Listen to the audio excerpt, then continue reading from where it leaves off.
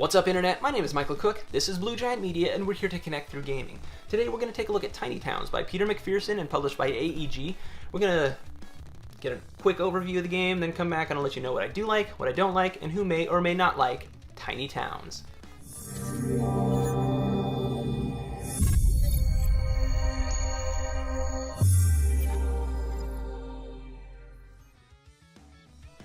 Here I have Tiny Towns set up for 2 players. The monuments that you have, you're going to be given 2 at the beginning of the game, and you're going to choose 1 to keep, and you'll keep it secret, but I'm going to go ahead and flip it face up just because I'm not actually competing against you.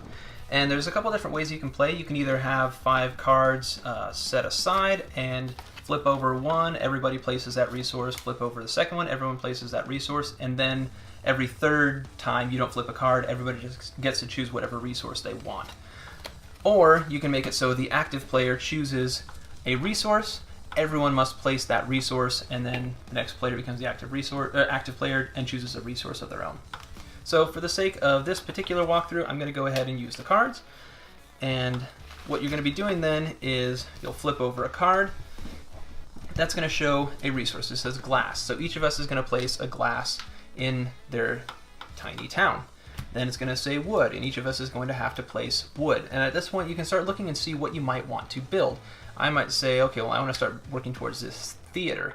You might say, okay, well, I'm planning on building a cottage over here. So what I want to do then, maybe I'll build or maybe I'll end up building an inn there. I don't know. So maybe I'll use this to start building a well. And we'll just go ahead and build it right. We'll start with that. Then for the 3rd one, everybody gets to choose what they're going to do. So you could go ahead and build or put some stone in there, and then whenever you have an arrayment of resources so that you can build a building, you can choose to do it then or later. You don't have to do it. I'm going to go ahead and put wood here to make more progress towards that theater. But when you do choose to build, and you can choose on a later turn to build multiple buildings at the same time, you will go ahead and pick up all the resources, and so then you can place the building in either of those spaces. So I'm going to go ahead and place this here. Each of the buildings scores differently. So you built a well, and it's going to score 1 point for each adjacent cottage. So, and then you also have this Barrett Castle, which is worth 5 points if fed and counts as 2 cottages. So maybe you wanted to have that around this. That might be something you want to work towards. All right, so, and then we keep on flipping cards over, building things as we go. So now maybe you want to start making some progress towards that. All right, and I need to build, maybe I start working on an abbey. So I'll put that there. I haven't even looked at see what it does, but then we'll put a stone. So now I get to finish my theater. So, and then you will take a stone and go ahead and put it, I'll go ahead and put it there.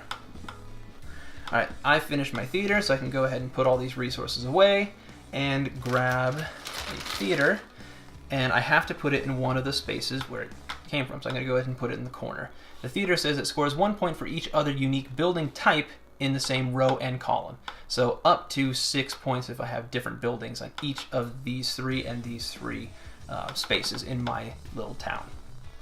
You'll keep playing like this back and forth, putting buildings down, putting resources down, until if you cannot put down, if all of your spaces are filled with buildings and resources and you can't turn any of your resources into buildings, then you are done, you are out, and you're going to go ahead and move on to start scoring yourself.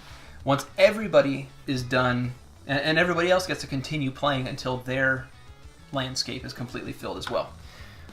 Once everybody's done, they're going to go ahead and compare their scores. So you'll score points for the black buildings, which here we have the factory, which does not score points by itself. In this particular setup, there's no points for black. Cottages, they're going to score points if they're fed. They're fed, this here, the orchard says it feeds all of this type of building in the same row and column as it. So you want to kind of stack these things up so that they're all in the same row, basically. You want an orchard with all the cottages lined up with it. Then you score points for your orange buildings. Here we have the abbey. It's worth 3 points if it's not adjacent to a factory, the inn, or the theater. It wants to be a little bit more rural. All right, the theater, I already explained. The inn gives 3 points if it's not in a row or column with another inn. So you don't want that much competition. and then the well scores a point for each adjacent cottage.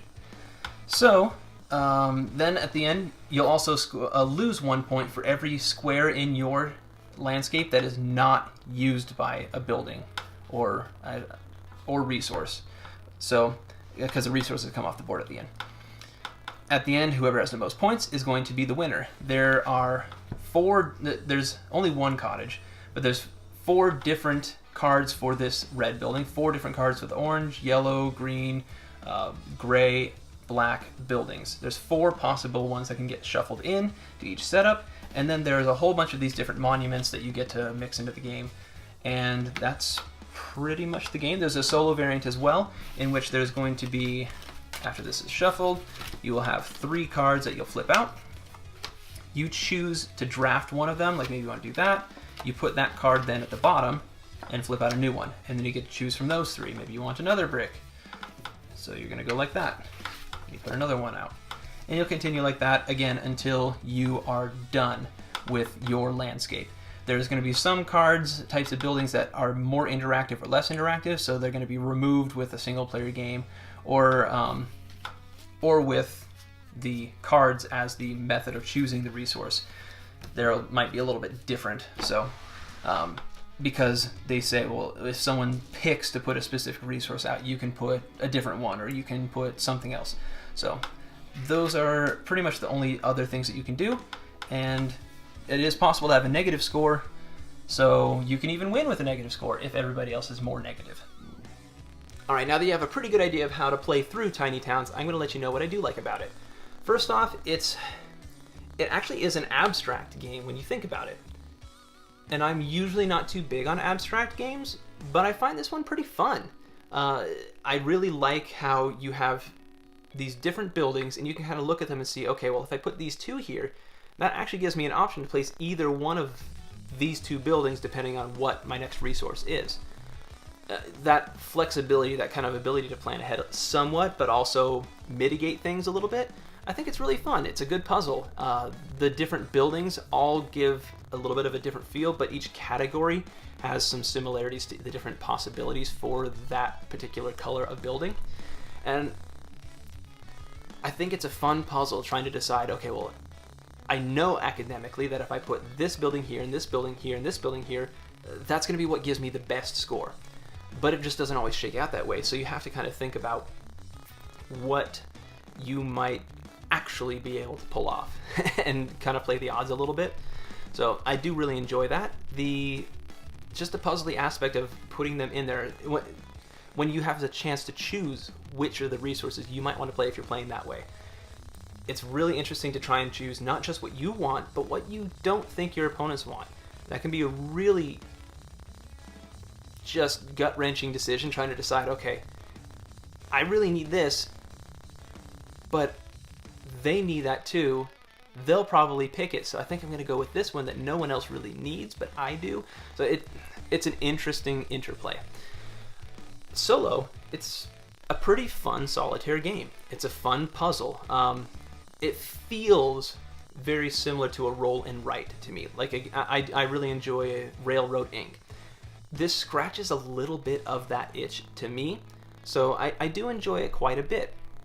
Now, some of the things that I don't like about it is if you look at the buildings, there can be a mathematical, absolute, optimal way to place those buildings. Now, each of you having a different monument could change that up, but at the same time, you can look at those buildings and know academically, this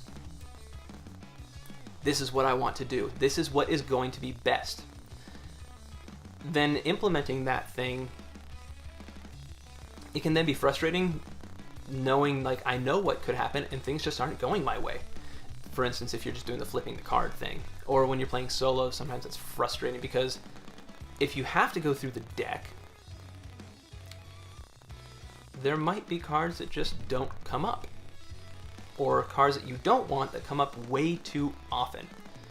And that can be really frustrating. I know that that's supposed to simulate other players, but there's a lack of control aspect to it that is just a little bit too much for me. That makes me enjoy the game. Yes, I still enjoy the game, but I'm like, oh, it doesn't quite land as strongly as it could. And also, for some reason, this is just... I know there's never... Not never, but there might be only one or two situations or setups where you can actually physically fill every space on the board. And I don't like that. I want to fill the whole board with buildings. To penalize people for open spaces, I can understand. But when it's near impossible to actually fill in every space, then it's like, well, why don't you say for every space past 2 empty ones or something like that? I don't know. I don't like being penalized for the empty spaces when it's not really possible to fill all the empty spaces. I want my board to get filled with buildings, and you just can't 99% of the time. There's only a couple setups where I think it's physically possible to do that, and that's when you use the black building that can count as any resource. It can count as a wild resource. And then maybe your last space, you got an empty one, you put a brown or a gray so that you can put down like a well or something like that. That's the only time where it's actually possible. And I wish that wasn't the case. I wish that you could actually fill it all in. So, people who are going to like this game are people who like that puzzly aspect. If you like roll and write games, if you like, oddly enough, a game along the lines of like a New York 1901, those types of games, this is going to appeal to you. This game has that feel. You're building the city, you're puzzling, and okay, well this one, I want this to be adjacent to this, but I don't want this to be adjacent to this, but at the same time, I can't control what resources come out so that I can actually build those buildings. It's a really fun puzzle, so if you like puzzle games, then I think that this is going to work well, especially if you like the roll and write, Railroad Inc., New York 1901 type of puzzle games. Now, you're not going to necessarily enjoy this game if you like a thematic experience. To me, it's not thematic. It is an abstract game, which I don't mind an abstract theme. This is an abstract theme and an abstract game that feels less like an abstract game, though, if I'm not being too vague. But I do enjoy it quite a bit, but I think you will not enjoy it if you're hoping for a more thematic experience. It is light. It is... There's not a ton of meat in it. Also, if you're like me and you want to be able to maximize everything in there, it's going to get under your skin. If you're prone to analysis paralysis, there's a chance to way overthink this, especially at higher player counts.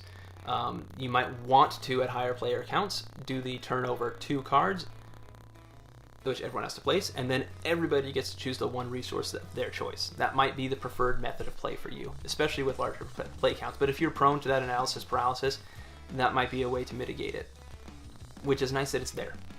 And if you like solo games, it's a fun solo game. It's a puzzle, which I think puzzle-type games lend themselves well to solo play because it's you against the elements of gameplay, not necessarily so much against other players. If you want more player interaction, though, you can do the thing where you choose, we're all putting down glass. You all have to do it too. So then you got player interaction, so you can kind of tailor it a little bit, but overall the player interaction is not a big part of the game. But I guess it is nice that you can tailor it one way or the other. And I'm sure there's more, but I think I'll leave it right there.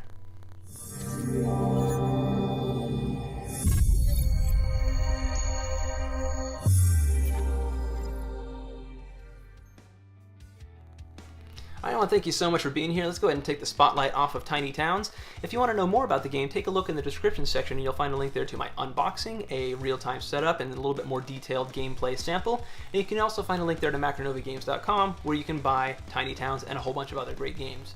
Please let me know in the comment section below if you have any feedback for me, things that I missed, things that I overlooked, things that you agree with me on, or just any kind of feedback in general. I'd love to connect with you. And as always, thank you so much for watching. Please like, share, and subscribe if you like what you see, and have a wonderful day.